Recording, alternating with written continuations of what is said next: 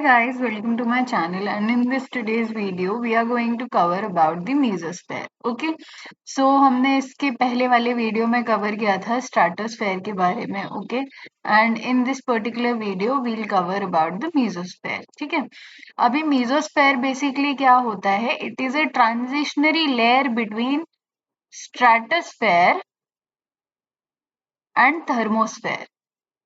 Thermosphere और stratosphere के बीच में जो एक लेयर आती है उसको हम बोलते हैं मीजोस्फेयर. Okay, learn this. देखो, 99% ऑफ कॉन्सेंट्रेशन ऑफ गैसेस जो है वो स्ट्रेटोस्फेयर तक खत्म हो जाता है.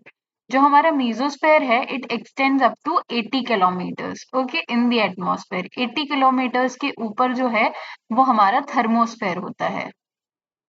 ठीक है, so 90% of concentration of gases is over by the 6.5 kilometers in the troposphere.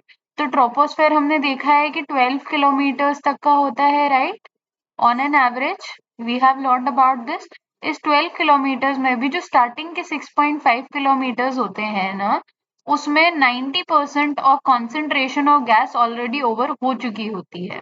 6.5 kilometre से लेके 50 किलोमीटर तक हमारी 9% गैस रहता है. Okay, 9% of concentration of gas gets over by 50 kilometres. तो 50 किलोमीटर्स तक 99.9% of concentration of gas gets over. Okay, इसके ऊपर जो हमारी एयर होती है इन mesosphere, it consists of 1%. Okay, all the gases present above 50 kilometers are only 1% in concentration. Okay, so 90% of the concentration of gas is over uh, by 6.5 kilometer from the surface.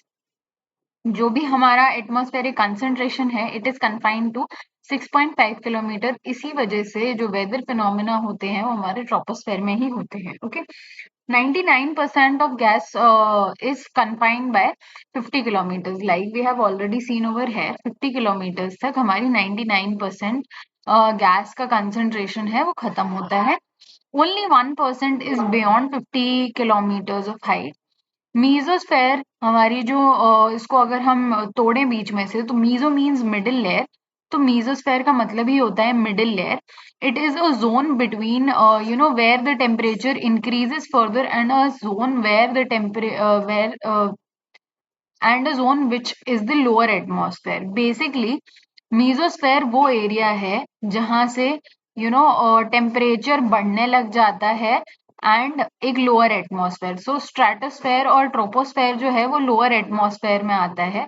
हम इसको ये भी बोल सकते हैं कि mesosphere is a zone between it is a zone between a lower atmosphere and an upper atmosphere. ये है more of a transitionary layer between lower atmosphere and upper atmosphere. Please disregard this line. Okay, क्योंकि अगर मैं बताऊं तो इसको हम next video में पढ़ेंगे, आगे आने वाली, जिसमें हम पढ़ेंगे डिस्ट्रीब्यूशन ऑफ टेम्परेचर में. तो डिस्ट्रीब्यूशन ऑफ टेम्परेचर में हम जब पढ़ेंगे ना कि भाई ट्रोपोस्फेयर से स्ट्रेटोस्फेयर में जाते समय और स्ट्रेटोस्फेयर से मीजोस्फेयर में जाते समय टेम्परेचर बढ़ता है कि घटता है, तो ये वाली लाइन आपको तभी समझ में आएगी. I don't think that I should discuss this right now. So please disregard this line for a moment right now.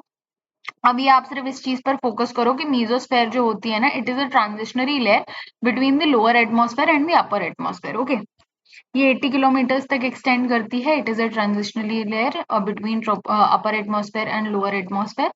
Temperature decrease होता है with elevation in mesosphere. Okay, जब भी एलिवेशन होता है मीजोस्फेयर में, टेम्परेचर जो है वो डिक्रीज करता है.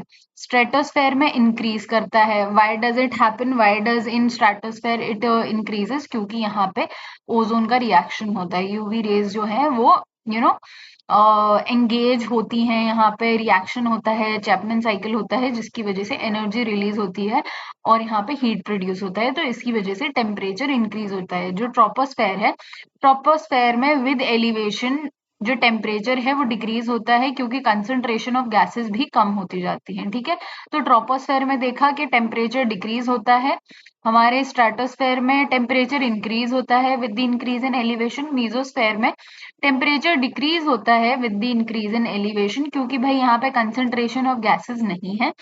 ठीक है, उसके बाद जब थर्मोस्फेयर है, तो भाई थर्मोस्फेयर में क्या होता है ना कि हम सन के पास जाते जा रहे हैं। जब हम सन के पास जाते जाएंगे ना, तो obviously direct sunlight will be coming to the thermosphere, जिसकी वजह से यहाँ पर हमारा टेम्परेचर बढ़ता जाएगा with the elevation. Okay, so ये समझ में आया। अब चलो ये वाला जो ये हम डिस्कस कर ही चुके हैं, तो इसमें ये वाला लाइन भी आपको समझ आ ही जाएगा। Let me discuss this again. So yes, हमने क्या देखा था मीजोस्फेयर में? It is a middle layer between a zone where temperature increases further and a zone which is the lower atmosphere. तो ये थर्मोस्फेयर में हमने देखा कि सन के पास जा रहे हैं तो टेम्परेचर इंक्रीज हो रहा है।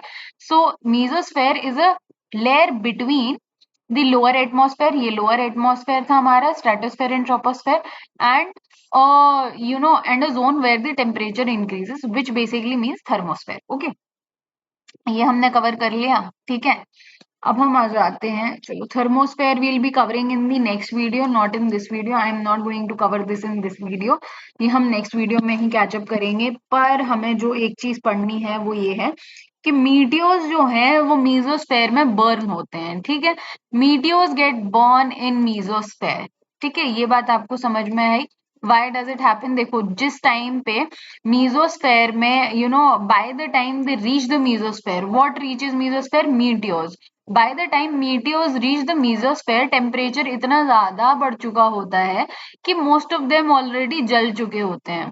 मीटियोर्स जो है वो कहाँ से आ रहे हैं? आउटर स्पेस से आ रहे हैं। अब जब वो आउटर स्पेस से आते हैं तो इतना ज्यादा फ्रिक्शन फेस करते हैं because they pass through so many layers that bye the time they reach mesosphere, वो ऑलरेडी मतलब फ्रिक्शन इतना ज्यादा गुड इनफ होता है कि वो पूरी तरीके से जल चुके होते हैं। Okay, so we see that by the time it reaches mesosphere, friction is good enough to burn these meteors. Okay, meteoroids क्या होते हैं? Rock particles which get attracted towards Earth due to its gravity. Okay, meteorites rock particles होते हैं जो कि attract होते हैं towards the earth, किसकी वजह से? ग्रेविटी की वजह से। ओके, मीटियोर्स जो होते हैं वो बर्न हो चुके होते हैं, मीटियोराइट्स अट्रैक्ट होते हैं। Okay, these are the parts of meteors, right? कि मीटियोर का कौन सा फॉर्म जो होता है वो अलग अलग बुलाया जाता है, जैसे कि मीटियोर्स होते हैं,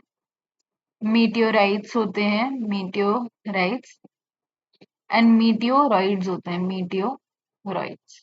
ओके, ये एक तरीके से सबका फेज होता है। मीटियोर वो होते हैं ना जो बर्न हो चुके होते हैं, it is not burning in mesosphere. ये बात भी आप याद रखना कि जो मीटियोर्स है ना वो बर्न नहीं हो रहे हैं मीजोस्फेयर में, रैदर वो पूरी तरीके से बर्न हो चुके होते हैं जब तक वो मीजोस्फेयर तक पहुंचते हैं। Okay, so get it clear in your head कि जब हमारे मीटियोर्स आ रहे हैं, they are facing so much of friction that they are already getting burn when they enter mesosphere. Okay, so mesosphere में they are not getting burned, they are actually getting whole completely burnt. Okay, ये आप याद रखना, वो जलना चालू नहीं होते हैं, वो पूरी तरीके से जल चुके होते हैं। ठीक है, so this is about the mesosphere. Mesosphere थोड़ा ही सा था, ज्यादा नहीं है, बट हाँ, we'll talk about thermosphere in the next video.